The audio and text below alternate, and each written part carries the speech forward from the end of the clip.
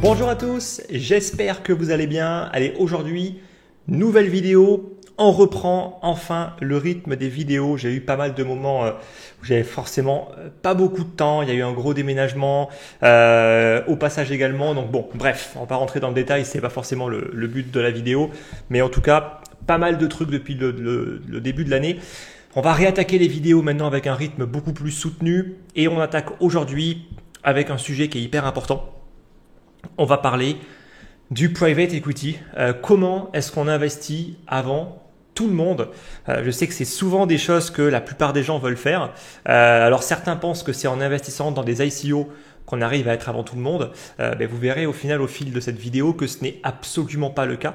En fait, très souvent, quand on investit dans une ICO, on est plutôt, on va dire, dans les derniers acheteurs. Voilà. Donc on n'est pas les derniers des derniers. Eux, ce sont eux qui vont se jeter sur des projets, sur des listings, sur les principales plateformes d'échange. Mais sur une ICO, il faut le savoir, on est rarement early, comme souvent on l'entend sur les réseaux sociaux. Et il y a des personnes qui, eux, sont beaucoup plus en avance. Et on va essayer justement de comprendre comment est-ce qu'on peut faire partie de ces personnes-là. Parce que c'est possible de faire partie de ces personnes-là. Alors bien sûr, ça va dépendre de beaucoup de choses, mais on va un petit peu parler de tout ça aujourd'hui. Donc vidéo qui va durer assez longtemps, il y aura beaucoup d'infos. On va surtout essayer de bien comprendre comment est-ce qu'un projet, en fait tout le déroulement de la création d'un projet crypto, de la genèse du projet, de l'idée même, de toutes les levées de fonds, de qui sont les personnes qui vont intervenir, jusqu'à l'ICO public, là où tout le monde va en parler. Tous les youtubeurs vont être payés justement pour parler de tel ou tel projet.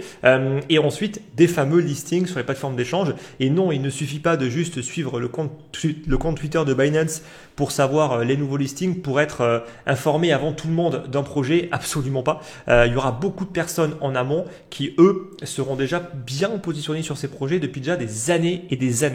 Donc tout ça, il faut bien le comprendre et ça évitera également de faire beaucoup d'erreurs qui malheureusement, voilà, beaucoup de débutants font beaucoup d'erreurs par rapport à ça parce qu'ils ne comprennent pas toutes les étapes qu'il y a eu auparavant. Alors avant d'attaquer cette grosse vidéo, petite annonce, je vais organiser une conférence le 5 mars, donc le dimanche 5 mars à 17h, heure de Paris. Ça fait maintenant plus de quasiment 3 ans que j'ai pas fait de conférence. Ça m'arrivait déjà il y a quelques années de cela où j'organisais de temps en temps des conférences en ligne qui duraient 2-3 heures dans lesquelles je partageais beaucoup de choses et également c'était un moyen, on va dire pour moi, pour échanger directement avec vous via des séries de questions-réponses qui pouvaient parfois durer très longtemps. Donc là, j'en organise une pour le coup le dimanche 5 mars à 17h. Donc le lien pour s'inscrire, il est en description. Ce ne sera pas sur YouTube pour le coup. Pour des raisons de réseau, c'est beaucoup plus facile de faire ça via un logiciel dédié à faire des conférences. En l'occurrence, c'est Click Meeting. Donc le lien pour s'inscrire, il est directement en description. Il faut juste un prénom, vous mettez n'importe quoi, je m'en fous, en vrai, et un email pour recevoir le lien. C'est tout. Il y aura 1000 places. À mon avis, ça va partir très vite. Donc, arrivez en avance lors de la conférence si vous voulez garantir une place pour le coup, parce qu'on ne pourra pas accueillir plus de 1000 personnes. Voilà. Donc, le lien en description. J'enverrai également un email dans quelques semaines, pour le coup, dans une semaine par là, pour le rappeler un petit peu à toutes les personnes qui sont inscrites à mes lettres d'investissement. Allez, c'est bon. Ça, c'est fini. Maintenant, on passe aux choses sérieuses. Alors, grosso modo, il faut comprendre la genèse des plus importants projets crypto. Alors, ce que je vous dis, ce n'est pas tout le temps le cas. Ça veut dire qu'il y a des projets qui vont être créés d'une manière un petit peu différente, mais dans la plupart des cas, les plus gros projets, ils vont tous passer par les étapes que je vais vous donner aujourd'hui. Alors déjà, ce qu'il faut comprendre, c'est que quand on lance un projet, ça part uniquement sur une idée. Donc, on a une petite idée et ça peut être une personne ou une équipe. Donc, première étape, c'est « Ok, j'ai une idée, j'ai une équipe, j'ai pas de fonds. Donc, qu'est-ce que je fais ?»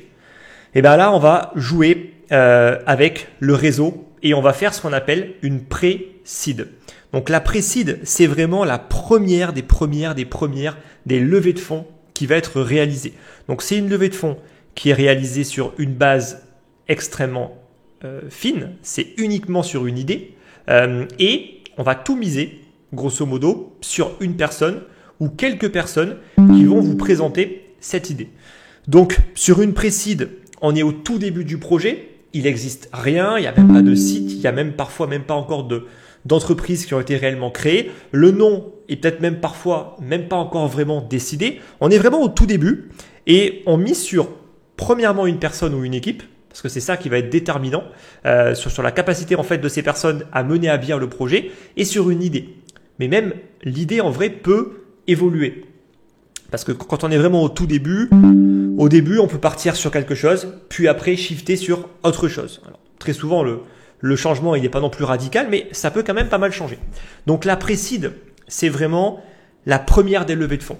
Comment est-ce qu'on investit en pré-seed? Là, il n'y a pas de secret. C'est du réseau et uniquement du réseau.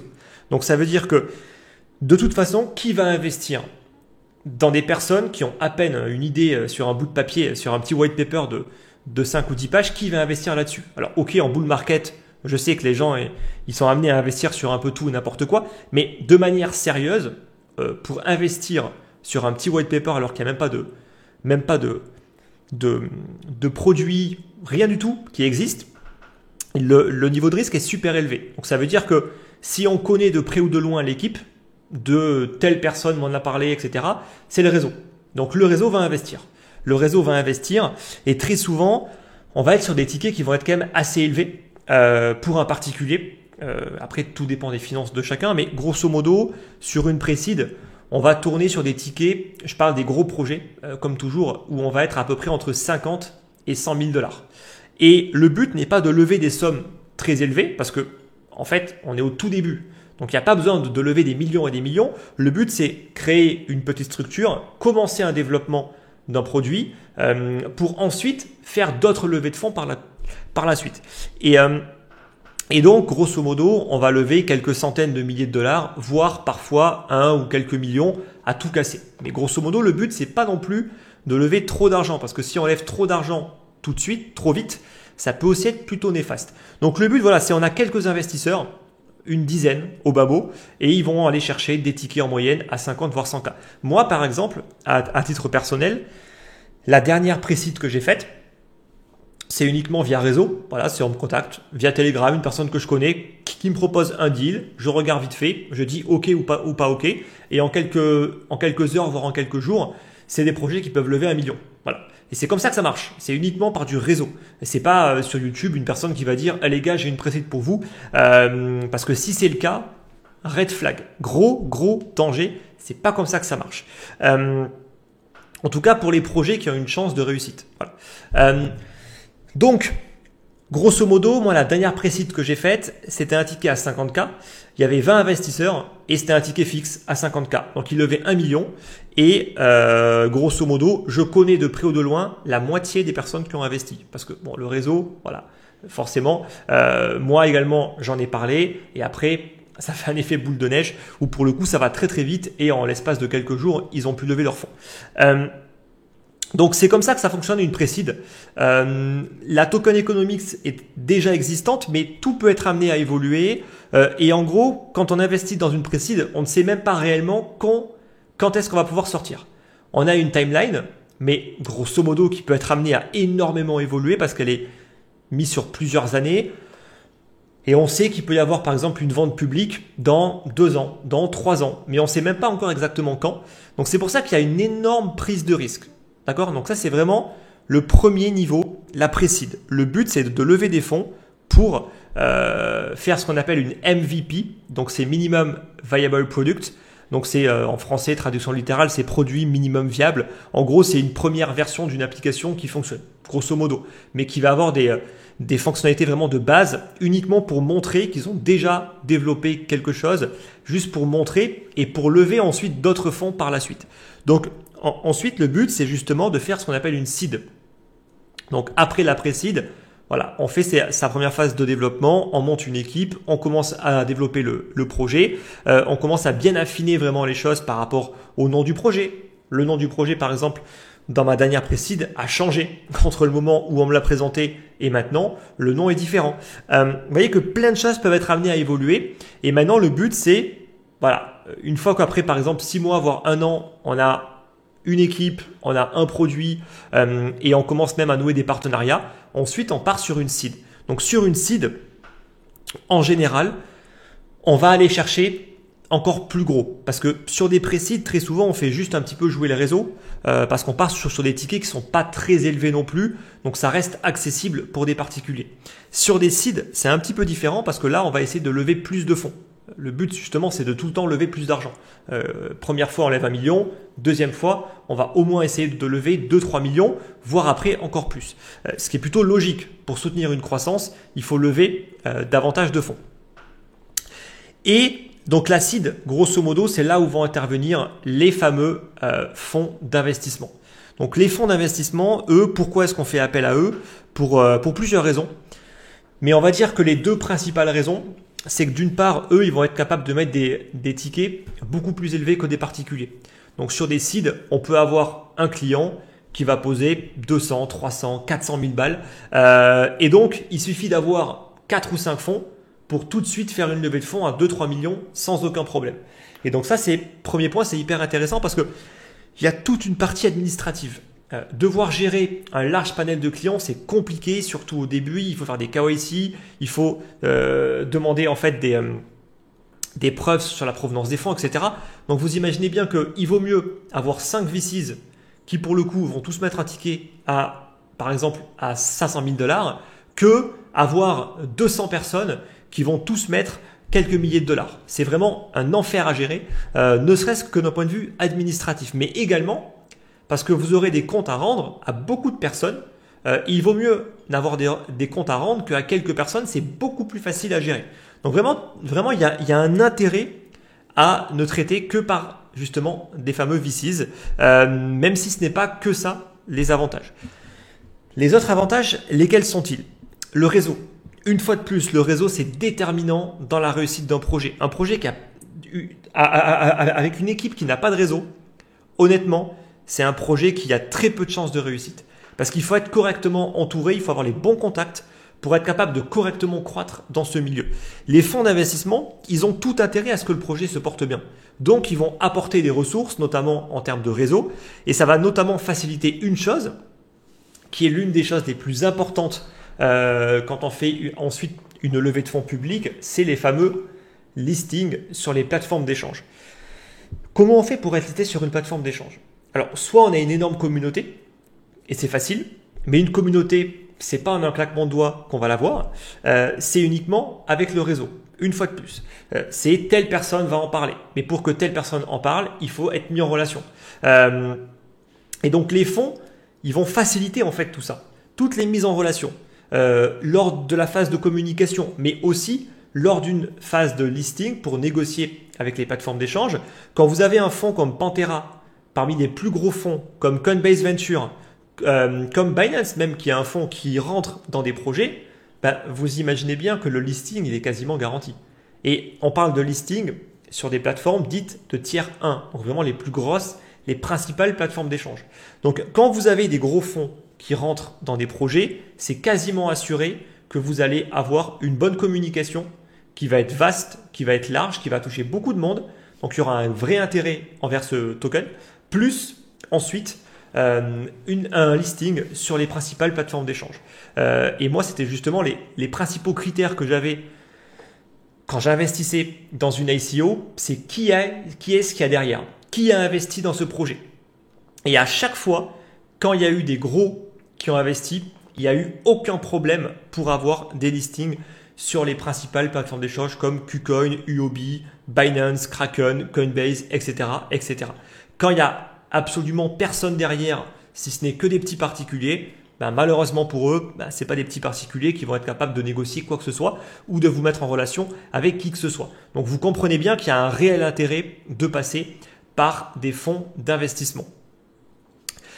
Donc ça également, c'est important de le prendre en compte. Ensuite, les fonds, eux, ils vont être amenés à acheter donc soit des tokens sous forme de pré-seed, mais ça peut aussi être des parts dans la société. Voilà, je ne vais pas forcément trop rentrer dans le détail, mais en tout cas, il peut y avoir plusieurs tours de table via des séries A, B, C ou D, dans lesquelles on va lever des fonds, mais non pas en vendant des tokens, mais en vendant également des parts dans la société directement. Il faut comprendre qu'il y a aussi un intérêt pour des fonds d'acheter directement des parts dans une boîte parce qu'il y a une différence fondamentale entre détenir des tokens qui sont hautement spéculatifs que détenir des parts directement dans une boîte, surtout si on veut la jouer sur le long terme. Par exemple, ceux qui ont acheté des parts dans Coinbase, ils sont plutôt bien contents pour le coup. Ceux qui ont acheté des parts, par exemple, par contre, ça peut également se retourner contre eux. Par exemple, dans Celsius, il y a eu une ouverture du capital. Donc ceux qui sont rentrés dedans, eux, ils ont pris une perte sèche. Ceux qui ont acheté le token, s'ils avaient un token qui était liquide, donc pas bloqué, ils ont pu sortir. Voilà, parce que le token était listé et donc ils ont pu éventuellement sortir avant l'effondrement de cette plateforme-là. Donc il y a aussi un petit peu le revers de la médaille. Mais en gros, voilà, on peut lever des fonds sous deux formes aujourd'hui, soit en vendant des tokens, c'est souvent ce qui est fait durant les pré-seed et les seed, mais pas obligatoire, ou alors directement une ouverture sur le capital. Ou même les deux. Pour le coup, on peut également négocier pour acheter des parts et ensuite récupérer également des tokens. Donc, ensuite, il y a eu toutes ces levées de fonds. Le but, c'est quoi? Le but, c'est arriver à faire une vente publique.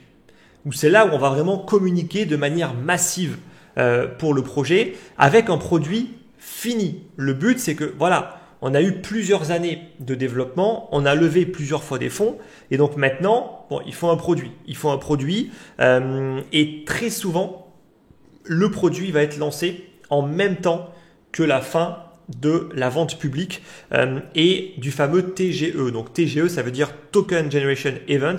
C'est tout simplement quand le token va être créé sur la blockchain pour ensuite être distribué. Et très souvent, donc les contrats qui ont été signés lors des pré-seed et des seed stipulent que la date du TGE n'est même pas définie parce que c'est impossible de définir une date à plusieurs années comme ça à l'avance. Par contre, ce qu'on sait, c'est qu'il y aura un fameux lock-up. Il y aura des tokens qui vont être bloqués. Pourquoi? Parce que quand on est en tant que pré-seed ou seed, on met quand même des tickets qui sont assez importants et on va acheter le token à un prix qui est assez faible. Ce qui est normal parce qu'il faut récompenser le risque pour le coup. Donc par exemple, sur une pré-seed, on va acheter un token 5 centimes. Sur une seed, ça va être négocié dans les 10 centimes. Et sur une ICO publique, ça peut être vendu 50 centimes, voire même parfois $1. Donc vraiment, il y a un gros écart. Donc l'écart pour moi doit pas être trop important, sinon il y a un déséquilibre, mais il doit y avoir un écart, parce que c'est normal pour le coup, vu qu'il y a une prise de risque beaucoup plus élevée sur une pré-seed, d'avoir un prix d'achat qui est beaucoup plus faible. Et ainsi de suite. Plus on se rapproche de la date de la vente publique, et plus techniquement le token doit être vendu de plus en plus cher avec un prix qui va se rapprocher le plus possible de la vente publique. Alors parfois, on va même autoriser durant des ventes publiques à vendre à des prix qui sont les mêmes que pour les seed ou les pré-seed, mais avec des conditions. Notamment, on peut mettre que $1000. Voilà. Donc comme ça, ceux qui ont investi en pré-seed et qui ont mis dans les 50 voire dans les $100 000, en fait, ils sont pas trop pénalisés dans le sens où eux, ils ont pu mettre un gros ticket, ce qui n'est pas le cas durant la vente publique. C'est par exemple ce qu'il y a eu avec le projet Flow. Flow, il y a eu donc une community sale, donc il y avait une quantité limitée et on pouvait mettre que $1000 par personne pour le coup, mais c'était vendu au même prix que la première levée de fonds. Et après, par contre, l'autre levée de fonds sous forme d'enchère qu'il y a eu, où là, pour le coup, il n'y avait pas de limite de capital, on a été sur un prix beaucoup plus élevé qui a été défini par un système de Dutch auction, donc une sorte de... Voilà, donc c'est un prix qui va évoluer en fonction de l'offre et de la demande pour le coup, mais je vous invite à regarder un petit peu comment fonctionnent les Dutch auction. Donc voilà un petit peu, et puis on arrive à la vente publique. Puis ensuite au TGE, et c'est là où tout le monde va parler du projet, où les influenceurs vont parler du projet, où sur YouTube tout le monde va parler du projet, parce qu'il y aura une campagne de commercialisation pour le coup. Mais ce qu'il faut comprendre, c'est que ce n'est pas en investissant dans une vente publique que vous investissez parmi les premiers. Vous avez compris que depuis des années, il y a des personnes qui sont déjà intervenues dans le projet, qui n'auront pas forcément plus d'infos. Moi, par exemple, en tant qu'investisseur dans une pré-seed, j'ai pas plus d'infos, ce qui est normal. Sinon, il y aurait un délit d'initié pour le coup. Donc j'ai pas plus d'infos, je ne saurai pas avant tout le monde quand le token va être listé, pour le coup, en tout cas quand c'est bien fait. Après, vu qu'on est en relation proche ou lointaine, mais il y a une relation avec l'équipe directement, surtout sur une précide, ça peut être amené parfois à ce que certaines données, certaines infos fuitent. Mais là, honnêtement, c'est un peu limite et on est vraiment plus que borderline. Voilà. Donc normalement, ça ne devrait pas arriver. Donc, vente publique et ensuite mise sur les plateformes d'échange. Et c'est là où, pour le coup, certains vont vous dire que les fonds vont commencer à dumper les tokens, les méchants fonds d'investissement. Alors déjà, si vous avez tout suivi, il y a très souvent un lock-up. Donc ça veut dire que quand le token va être distribué et ensuite listé, en fait, on peut même pas le vendre. On peut même pas le vendre parce qu'il y a un blocage qui va durer très souvent. Bon, ça dépend des conditions, mais très souvent, ça va être bloqué pendant au moins encore 1 an ou 2. Et il peut y avoir un déblocage chaque mois d'une certaine quantité, pour le coup. Ce qui permet aussi de récompenser un petit peu les investisseurs initiaux qui ne sont pas, pour le coup, ceux de l'ICO, mais qui ont été bien avant par des seeds ou des pré-seeds et qui, eux également, ont un intérêt à pouvoir récupérer un petit peu d'argent. Même si leur intérêt à eux, c'est également ne pas forcément tout vendre pour faire tomber le projet. Le but, c'est que quand on investit vraiment de manière early, ben on a tout intérêt à ce que le projet, pour le coup, il a une croissance et il puisse vraiment croître. Alors, le gros problème aujourd'hui, c'est toujours pareil, c'est que dans un marché qui est hyper cyclique, comme le marché des crypto-monnaies, le plus gros des problèmes, c'est le timing. Bien évidemment, moi, je recommande toujours d'investir dans des pré-seeds ou des seeds, soit dans des phases de bull market qui sont en train de toucher à leur fin, soit dans des phases de bear market sans qu'on soit déjà en train de repartir. Pourquoi? Parce que niveau timing, on va dire que ça prend au moins entre 1 à 2 ans pour qu'un projet puisse avoir un produit à peu près viable et qui puisse faire une levée de fonds. Donc, quand on connaît un petit peu la rapidité des différents cycles sur les marchés des crypto-monnaies, moi j'ai investi, c'était en 2021, 2022 bear market, 2023 on a un marché qui commence à se reprendre, 2024 techniquement c'est là où le projet en question, que je ne citerai pas, fera une vente publique. Techniquement, au niveau timing, on devrait être pas trop mal, mais on peut quand même se tromper, voyez. Et ça va de soi qu'entre faire une ICO sur un marché qui est en bull market ou faire une ICO sur un marché qui est en bear market, c'est une toute autre histoire. Et on a tout intérêt, bien évidemment, à ce que l'ICO ait lieu en début de bull market pour qu'après il y ait le listing en pleine phase de bull market parce que c'est là, techniquement, où on pourra gagner le plus, mais pas trop tôt non plus parce que les tokens vont être bloqués. Donc vous comprenez bien qu'au niveau timing, ça reste compliqué. Hein, donc c'est pas si évident que ça, mine de rien, de pouvoir tout vendre sur des plus hauts. Voilà. Donc ça, il faut quand même le prendre en compte. Donc j'espère en tout cas que tout est clair maintenant sur comment est-ce que ça fonctionne. Alors bien évidemment, il y a énormément de variantes parce que chacun fait ce qu'il veut dans le milieu. Il y aura des personnes qui vont pas faire de pré-seed parce qu'ils ont des fonds propres. Ils peuvent se lancer sans avoir à lever des fonds et ils vont directement aller ensuite lever des fonds auprès de fonds d'investissement sur des seeds ou des séries A, B, C ou D. Et même certains vont même pas faire ce travail-là. Donc très souvent, on a des levées de fonds publiques alors qu'il n'y a eu aucune autre levée de fonds derrière. Le seul problème, c'est qu'en général, quand un projet fait une levée de fonds publique, en n'ayant rien fait derrière, il n'a pas de produit. Et donc, c'est vous, sur une levée de fonds publique, qui allez prendre un risque démesuré. Mais le problème, c'est que pour le coup, là, le projet va être dans une posture où il va devoir lever beaucoup de fonds. Parce que le but, c'est qu'il lève suffisamment de fonds pour qu'il arrive à développer son projet. Et c'est là où il y a un gros problème, c'est que les personnes vont investir dans un token. Donc soit c'est fait de manière intelligente, ça veut dire que le token va être bloqué pendant au moins 1 an ou 2, voire même pas généré. Et comme ça, on peut laisser au projet le temps de correctement se développer pour après faire une levée de fonds. Le problème, non, pour après, lancer le produit. Mais le problème, c'est que si on fait ça auprès d'une audience qui n'est pas trop habituée justement à investir et à devoir attendre des années, eh ben ça n'intéressera pas grand monde. Donc malheureusement, qu'est-ce que font aujourd'hui beaucoup de projets? Ils font des levées de fonds publiques parce qu'ils n'ont pas de réseau, ils n'ont rien pour pouvoir faire des levées de fonds en termes de pré-seed et de seed. Et donc ils font directement une levée de fonds publique. Et le gros du problème, c'est que ils ne peuvent pas non plus dire aux gens, votre token va être distribué que dans 1 an, 2 ans, voire le jour où on aura un produit. Et donc, on a des projets qui vont créer des tokens, qui vont les distribuer, qui vont être listés, qui vont être très souvent très mal listés, mais sans qu'il y ait un seul produit fonctionnel. Et le problème, c'est que là, ensuite, tu auras toute une vague d'investisseurs qui vont vouloir, eux, gagner de l'argent, qui vont mettre une pression sur le projet, en mode, pourquoi est-ce que le token perd en valeur? Et au final, l'équipe va être sous pression, et eux, techniquement, ils sont quand même censés développer un projet sur plusieurs années. Et d'un autre côté, ils auront une communauté de milliers de personnes qui auront investi, qui vont leur mettre une pression de dingue pour que le token prenne de la valeur. Et c'est là où malheureusement, beaucoup font plein d'erreurs, qui vont cramer tout leur cash en marketing et en communication juste pour faire plaisir aux investisseurs en fait de l'ICO pour que le token puisse pumper.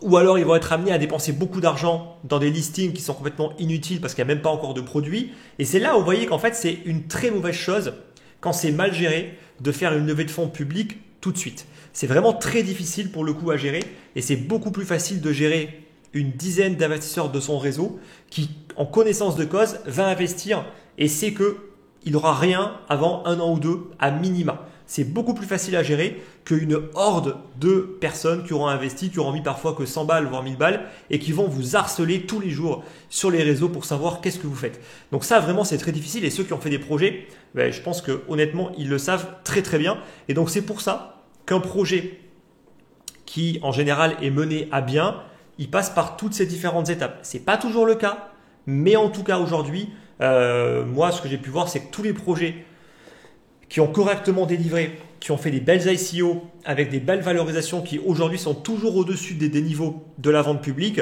c'est des projets qui sont passés par des étapes de pré-seed, de seed, de différents tours de table pour tranquillement lever des fonds sans avoir la pression des investisseurs, développer tranquillement un produit et quand le produit est prêt, boum, on fait une TGE, on fait une ICO et on commence à communiquer. Et là, on peut être correctement listé et là, c'est fait dans les choses vraiment de manière beaucoup plus facile à gérer pour l'équipe.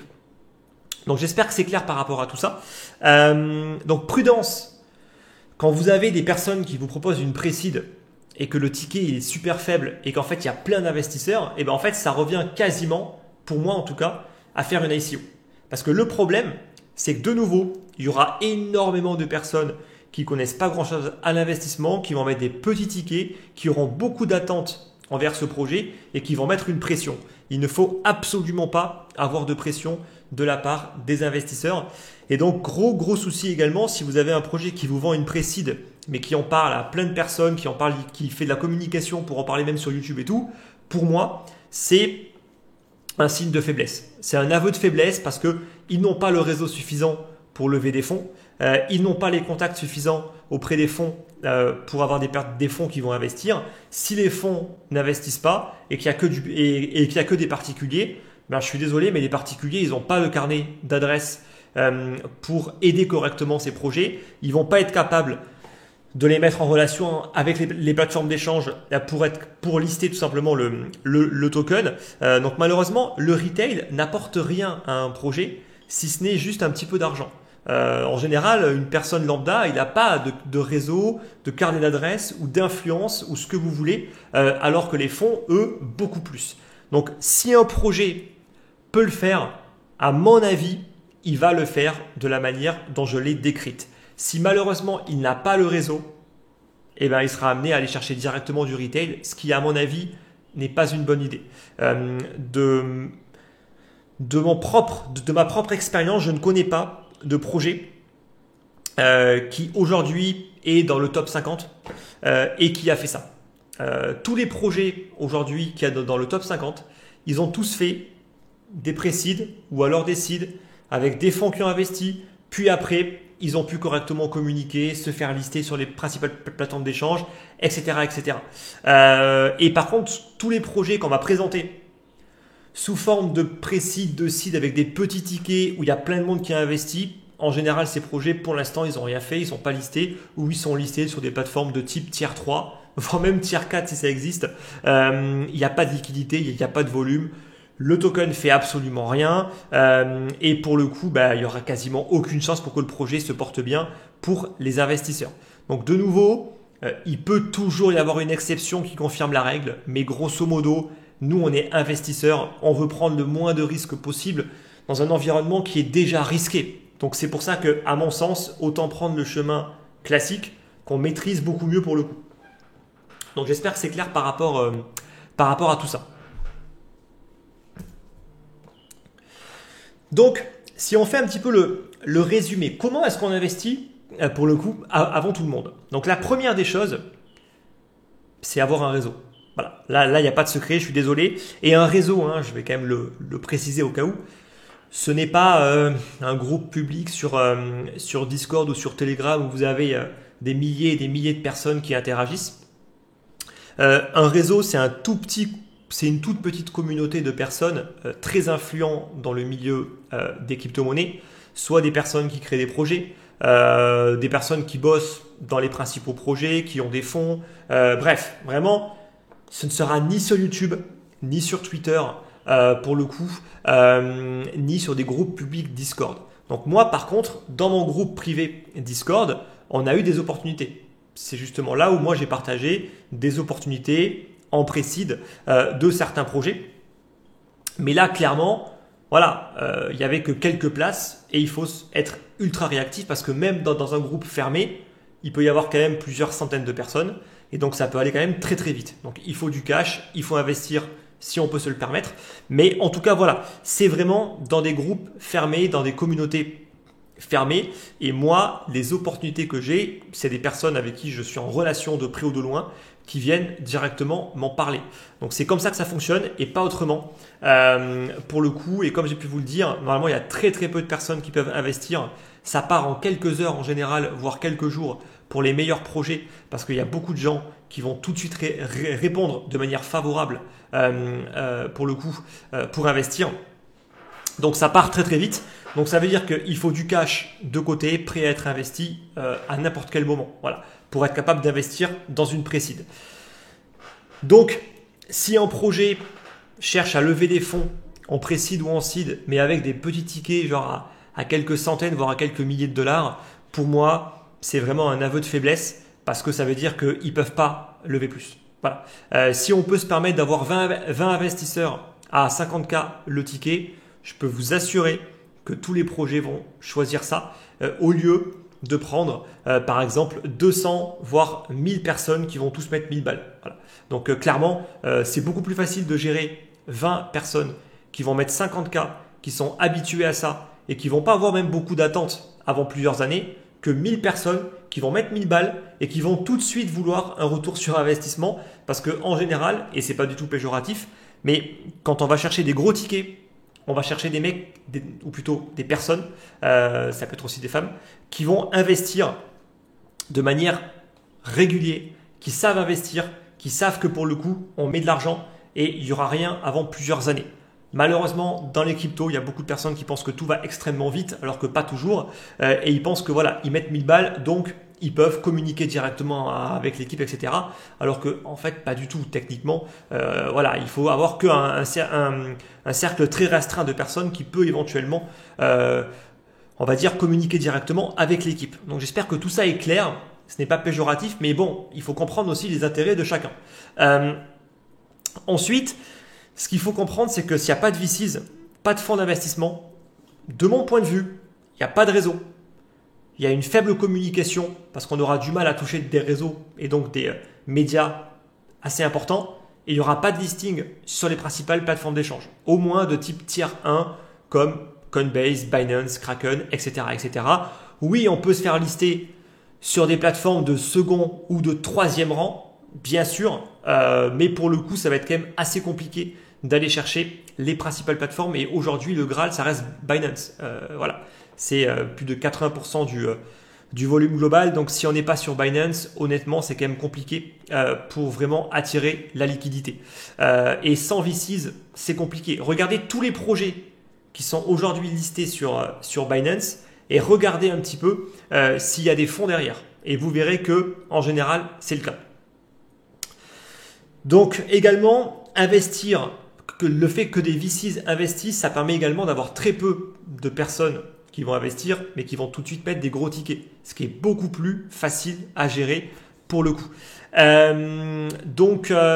un petit peu. Donc j'avais également prévu de vous parler plus particulièrement des fonds d'investissement sur le modèle de fonctionnement. Mais je pense que je vais le faire sur une autre vidéo parce que sinon la vidéo va durer trop longtemps.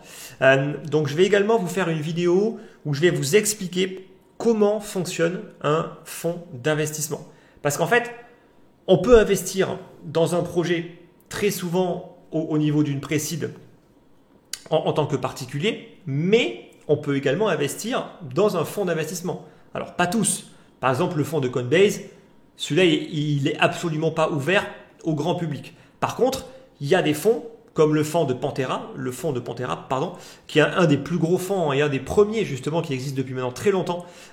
Pour le coup, ils ont fait plusieurs fonds différents dans lesquels un particulier peut investir. Enfin, particulier entre guillemets. Les tickets sont quand même assez élevés. En général, les tickets pour investir dans les fonds sont de l'ordre entre 200 et 1 million de dollars.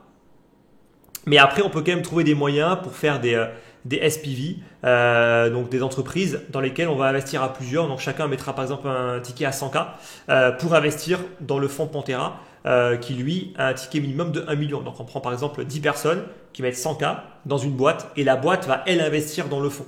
Quand les tickets sont trop gros pour le coup, il y a quand même des moyens pour réussir à investir des tickets de l'ordre de 50 à 100K. Voilà. Après, en dessous, en général, c'est pas intéressant parce que ça coûte trop cher. Ça coûte beaucoup trop cher en fait pour créer la boîte, etc. S'il y a pas assez s'il y a trop de personnes avec un ticket moyen trop faible, en fait, d'un point de vue financier, c'est vraiment trop compliqué à gérer. Bref, donc je ferai également une vidéo où je parlerai vraiment de comment est-ce qu'on fait pour investir dans un fonds d'investissement, quel est l'intérêt du fonds, quelle va être sa stratégie, comment est-ce qu'ils vont investir, de quelle manière, dans combien de fonds est-ce qu'ils vont, dans combien de projets est-ce qu'ils vont investir, c'est quoi l'échéance de temps, etc. Donc bref, je ferai une vidéo vraiment pour vous expliquer comment ça fonctionne d'investir dans un fonds d'investissement. Plus spécifiquement, on parlera des fonds d'investissement crypto et je vais également vous parler de certains fonds qui existent aujourd'hui et qui sont spécialisés dans l'investissement uniquement dans des pré-seed et des seed et donc sous forme de tokens uniquement. Parce qu'une fois de plus, fonds d'investissement, on peut acheter des tokens, ils peuvent acheter des tokens ou directement des parts dans les sociétés. Et ça également, ça a une importance radicale. Mais bon, là j'ai trop de choses pour le coup à vous dire par rapport à tout ça. Donc on va s'arrêter là aujourd'hui. Et je prépare également une vidéo dans laquelle on va parler plus spécifiquement du mode de fonctionnement des fonds d'investissement et de comment faire pour investir parce que c'est peut-être un peu plus facile au final d'investir dans un fonds directement que dans un projet et surtout le risque n'est pas le même. Mais il y a aussi pas mal de choses à prendre en compte par rapport à ça, donc c'est pas forcément que intéressant, il y a aussi pas mal de désavantages, notamment l'aspect liquidité. Mais bon bref, on parlera de tout ça dans une autre vidéo dédiée à comment est-ce qu'on peut investir dans un fonds d'investissement dédié, on va dire, à la crypto-monnaie. En tout cas, j'espère déjà que tout ça vous a apporté beaucoup d'informations sur comment ça fonctionne une levée de fonds, ou plutôt les levées de fonds sur un projet crypto et vraiment comment on part d'une idée à un projet tendance sur les marchés qui va être listé sur Binance et qui va créer de la hype. Vous voyez qu'il y a pas mal d'étapes qui passent au milieu. J'aurais pu encore parler de pas mal de choses par rapport à la token economics et tout. Mais honnêtement, voilà, je pense que vous avez quand même compris le mode de fonctionnement. Il y avait quand même beaucoup d'infos dans cette vidéo.